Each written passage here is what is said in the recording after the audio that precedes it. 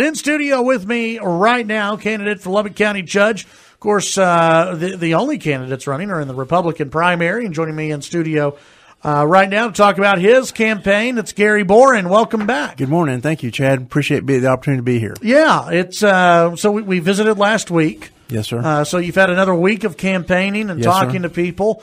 What is it still roads and public safety? Are those still the two things that everyone's talking about? It is the commissioner's salary, the fact that they gave themselves raises in the last 4 years. They've given themselves a $4,800 a year expense account on top of that. And that's a big issue. It's a trust issue.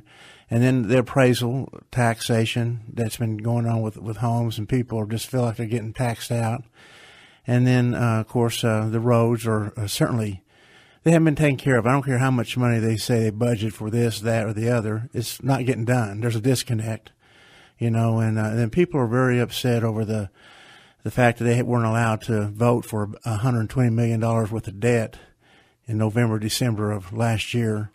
And somebody's going to write a check for that one. And the absurdity of it is if you think that they can fund that and pay that off internally, that opens up another lot of questions like, if they got that kind of cash hanging around or gimmicks they're using, we ought to be getting tax cuts. Yeah. Something's wrong, so anyway. Well, let's. I want to get into a few things that your opponents have said, and one of them, of course, you have one of your opponents who says, and you've heard his ads before. You've heard him say this before. 75% of the job is judicial. He says that as of right now, with Judge Tom Head, 75% of what Tom Head does is judicial. These contested cases, contested and non-contested cases, that 75% of what Tom Head does is judicial. You believe that? Well, I don't know what Tom Head's schedule is specific, and I don't know if my opponent knows what it is, but I will say this. He's trying to rewrite the Texas Constitution because it does say that probates, guardianships, the budget, the county roads, representing the citizen, this is a citizen's court. It was designed to be for citizens, and he's trying to rewrite it and make it for attorneys. And that's not what it was written for. An attorney can serve, but he's trying to maintain the case that it's the only person that can serve, and that's not correct. And like I said in the debate, if you think that that's your work, then you signed up for the wrong office. He should have ran for County Court Law 3, where Philip Hayes and David Nelson is, because it is the probate court, it is the guardianships, and all these hearings that he talks about. That's where it takes place, contested. And anything that there is an attorney investigator that works in the Tom Head's office with appropriate staff. And then if there's anything, that's for non-contested, no issue. But anything that's the issue between siblings or she said, it goes to the court, and it will be released that way. So, the only thing I can say is he picked the wrong office to run for. This is for citizens, because if you spend 75% of your time doing what he says, who's going to represent you and me? Who's going to represent the families, their taxes, their roads getting paved, getting fixed? Who's going to take care of the jailers, the detention center, the sheriff's department needing deputies, recruiting, and knowing how to get that taken care of in the projects? If he says, we'll turn it over to the commissioners, well, we've seen what they did right now being turned over. They're raising their salaries and nothing's getting done. Yeah. We can't do that again. So that's why I would appreciate everyone's vote to support me on keeping us in line. And remember, Chad, we hadn't had an attorney in this office in 28 years. Right. Okay? And most of your counties that I've been checking, very few of them have an attorney in the county judge position in the whole state of Texas, because the Constitution of Texas says this is for a citizen. Let me ask you, for those if they're undecided on this race, and people are convinced that if it's judge, and this goes for not only this race but for justice of the peace and others, if they hear attorney, if they hear a lawyer, and they connect that with judge, sure, no matter what. Yeah. But for those who are still on the fence about this, they like what you're saying about low taxes and everything else, but they're worried that you would not be able to handle the judicial side of things. Talk about that. Well, like I said, we all go through the same training. an attorney, engineer, a space engineer, a person working in the school system, or you and me. The same training, the same methodology, the same structures, following the statutes, having a real patient heart to listen to what people are saying and understanding their needs. And then anything that's contested that's going to be a legal issue, and there is a chief investigator already working with Tom Head that was signed there by the district courts, that will go automatically to county court law 3. I think when you had Philip Hayes on there, he addressed these same kind of questions. That's what they're there for. The court was established for that purpose because of the overload from the state that's hitting the county. But somebody's got to do the other work too. So it's going to take setting priorities and working with the courts and working with that to handle the probates, the guardianships, and these sort of things in an uncontested manner. And be willing to work. I'm a businessman. We work through what we have to do to get things done. But I don't want to forget that's one wing of the airplane. The other wing on the airplane is taking care of the citizens, their roads, taking care of their taxes, taking care of the public safety, helping the sheriff recruit and get what he needs to budget the tools to fight crime. We've got to take care of these things. If we don't, that airplane can't fly. And so that's why I'm saying I don't want to just sit there and trust whoever's there. We don't know who's going to be there. And we know what the previous commissioners have done. Disconnect. Yeah. Roads not getting done. Giving ourselves raises. And then kicking on an expense account. That doesn't work, and it can't work. When we come back, we're going to get into quite a few more items in this race, including pay raises. And if elected, how Gary Boren as Lubbock County Judge would handle possibly some commissioners who like to vote themselves some pay raises. So we're going to talk about that when we come back. Chad Hasty Show, KFYO. Chad Hasty Show, News Talk, 95.1 FM and 790 AM, KFYO. Gary Boren, candidate for Lubbock County Judge in the Republican primary, in studio with me. And Gary, all of you who are running keep on bringing up that you're all against the pay raises that the Commissioner's Court has been doing. Let me ask you this. Depending on how some of those other races go for county commissioner, if you're elected, how will you as judge try to prevent the other county commissioners from voting to increase pay? They may double down on me and raise their salary some more. They may try. Yeah. But, I want to say one thing. Nobody was talking about these issues till I announced in January. They all announced early. I think it was September or October, somewhere in there. And none of these issues were mentioned. And I'm the one that came out with number 1, salaries. Number 2, appraisal taxation, property taxation. Number 3, Sheriff Rowe, helping getting deputies out into the field. Number 4, the county roads, and not allowing the massive debt of Citizens Tower to go on without being challenged. That kind of stewardship. So. The way you do it is you get up and you make the case, you work them, and you get them in front of the public every day. You have to, I have to, because it's the people's money. It's not my money. It belongs to our citizens. And who wouldn't love to sit down at home and raise their salaries by voting, have a family vote, we're going to raise our salary. And hopefully won't take place to where we have people on there that realize it's time for a change. They call it swamp up in Texas. Up in Washington. Well, in Texas, we have swamps and we have sewers and we have feedlots. And this needs some unplugging and some flushing real quick because we're a dynamic county. We're growing. There's opportunities of growth, and we need to be in a position to do it, not sitting back playing these old games where we pat each other's pocket with salaries, expense accounts, and looking like a good old boy system.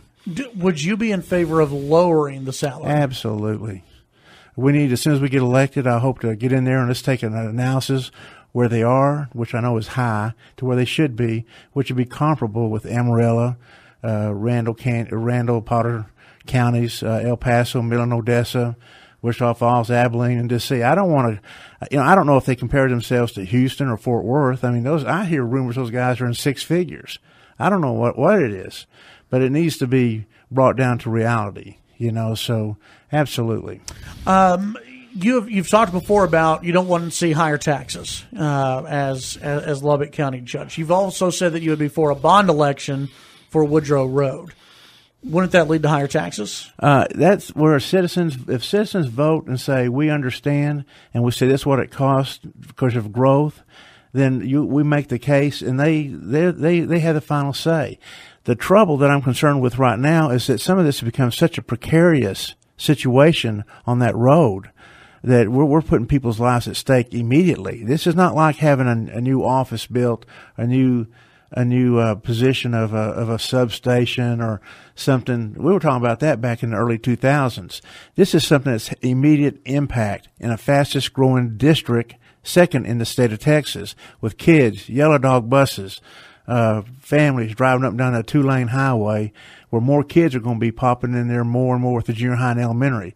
We're into a real bad situation. So there's going to have to be some things done immediately, but overall, anytime you're taking the big expenditures of public money, the citizens need to have the sign off on this. So that's going to be a challenge of getting something fixed immediately because it's immediate harm. Do you think that if let's say there is a bond election, does it just need to be for Woodrow Road? No, sir. No, okay. It needs to be. We need to go to all 4 quadrants of the county. The northeast, the northwest, the southwest, the southeast. There's needs everywhere that hasn't been met, and seeing what we can do to position ourselves in a situation where we can, one, protect the roads for public safety, for economic benefits to the farmers or small businesses, and for growth opportunities for people who want to invest and build tax base. There's lots of opportunities for that. We need to be ahead of that. Loop 88 is a good example where you have to do some things. They're saying 30, I've heard as low as 30 years. I was hearing 40 years. Now they're sort of retracting a little bit, 30 years. We're still all I'm going to be dead probably. I don't think I like to think maybe I'll live to be 100. It'd be nice, but it's going to take some planning and really some readjusting of priorities as a businessman that we would do and look at how we contract out, how we service things. And, we got to work together to get this thing done. We can't just drag out year after year and it comes up as an election issue because it doesn't happen. As you know, on Loop 88, county commissioners are putting a lot of money towards right-of-way purchases. Yes, sir, over $7 million. Yeah. Do you think that needs to be looked at again, re-examined again, or is that something that because we're in the planning stages, it's just we have to put that $7 million into I call it. It's one of those critical things that I don't know what they worked out with TxDOT, what they worked out to get this done and going forward, what commitments have been made and promises. I just know it just seems it has to be done. I'm not saying it needs to be done, but you can't skip all these other roads that are critical and then say, I don't know what we're going to do about it. Well, you treat it with a priority too. You just can't tuck and duck and not deal with it, so, That's what sort of fascinates me is that you sort of leapfrog, over the road. And I don't know if they're hoping the city will annex them. They don't have to mess with it or something. I don't know. And then they jump way out there to south to where, the Loop 88 is going to be. And, which is critical for Lubbock long term. And we've all been in long term situations on the council. We had to buy water for long term. We had to do lots of things for long term, to be sure we're protected. Same thing here, but you don't skip immediate needs either. Yeah. Let me ask you about this. As you know, the city council, they want citizens to vote to abandon the Auditorium Coliseum. One of your opponents earlier on brought up the idea of having the county enter into an agreement with the city and maybe Texas Tech and maybe a private entity. Do county taxpayers need to be on the hook to pay for a new arena that would be branded Lubbock County Arena or whatever it would be? Do county taxpayers need to be on the hook for it? No, sir. And not that I would enjoy entertainment. I love entertainment. I've brought major international and national acts to Lubbock. I love to see it take place. But county has a specific core mission, and it's the criminal justice system. And we got to take care of that and take care of the roads and this thing. And I don't think there's enough money to do that and to be extravagant. I mean, we already have one entity being very extravagant in Lubbock. We couldn't afford two, and we have to be sure that we keep our priorities straight. I'm working with someone who has expressed an interest from outside Lubbock of doing one, putting in something similar to that, and it'd be private initiated with some major country and western type stars that have been here that have shown interest in participating. And I just got to see if they would consider moving to Lubbock instead of where they were originally looking at. Yeah. That's going to be a big, not necessarily a big hurdle, but it'll be a challenge. But I think it's possible. You never know till you ask. You know. Yeah. Gary, I know there's something you wanted to address. Yeah. This thing came up with Jason on his property tax and his situation. Taxes are a big issue with everybody. We sold our business in October, which is pretty much part of the fourth quarter of a business. And as a business, we have payroll taxes. We have all kinds of property taxes, the same issues that as a business you go through. We pay our property taxes, and we pay all of our taxes, otherwise we wouldn't be in business. And but we sold our business, and our CPA pays our taxes that are due, so we had to pay. Let me do that. I'm going to cut you off here. When we come back, I'm going to give you a little bit of extra time to address this in full, because we cut you off, it'll be confusing for everybody, and that wouldn't be fair to you. When we come back, we'll have one more segment with Gary Boren. Gary Boren back in studio with us. And Gary, I gave you about 45 seconds earlier to discuss something that you wanted a couple more minutes to talk about. So start over on that, something you wanted to address. Basically, we sold our business after 57 years in Lubbock, and we make all kinds of taxes, payroll taxes, TWC taxes, and we pay it online, and a lot of it's estimate because we never know for sure how many people we'll be employing as the economy goes up or down.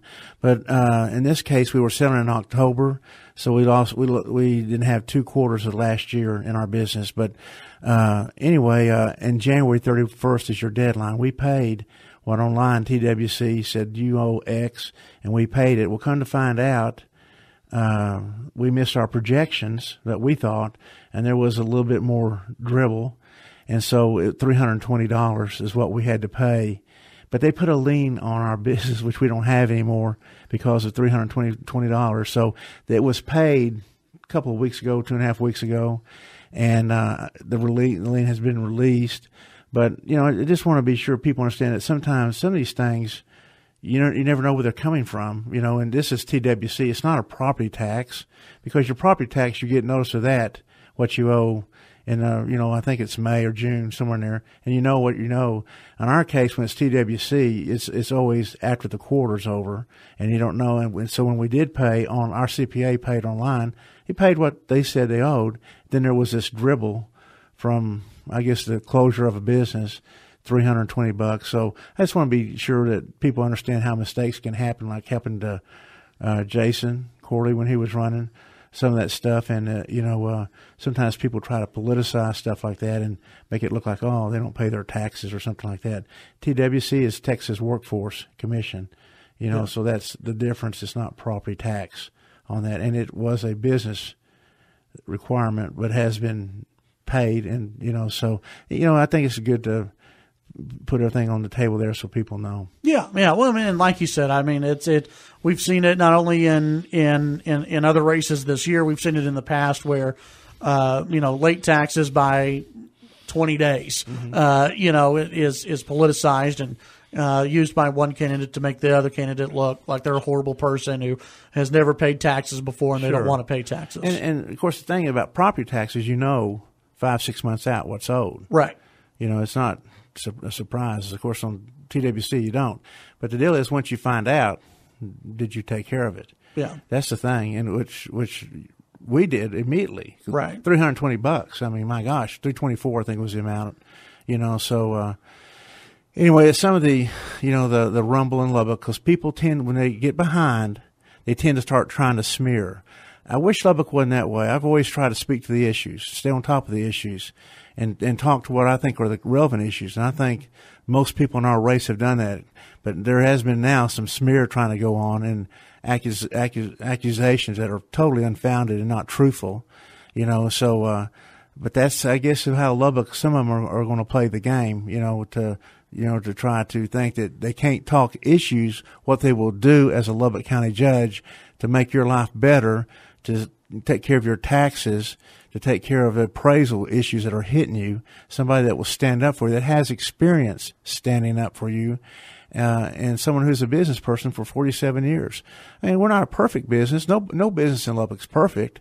I mean, when you go through the feedlot of life, sometimes you step in it unintentionally. Sometimes it gets thrown on you, but you survive, and you do. And that's what we've done in business, is surviving and doing what has to be done, and being good business people. My mom, especially, So, anyway, just wanted before we wrap it up, since you kind of mentioned it there about smears going around, is there anything you want to address about? I know there's flyers going around and everything else. They're not true. It's totally falsehood, and we're prepared to respond to that, and we'll be responding in a proper manner. But I assure anyone listening that maybe received some smear information.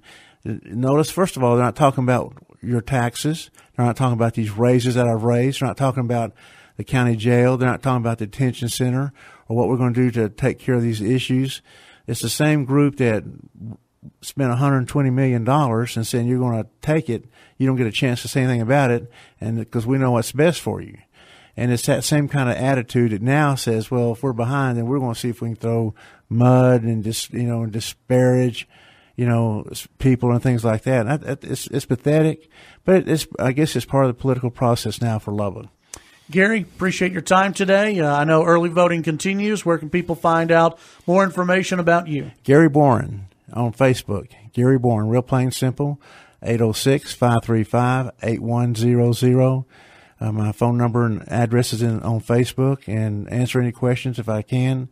Just reach out to me, and I appreciate the time to get to share with people and let them know that they have a candidate that's first on the ballot, that has experience, and the only one that has cut your taxes, dealt with several government budgets, been appointed by 2 different governors to solve problems in the state. And I know how to do what we need to have done at Lubbock County. Gary, thank you for your time. Appreciate it. Thank you, sir.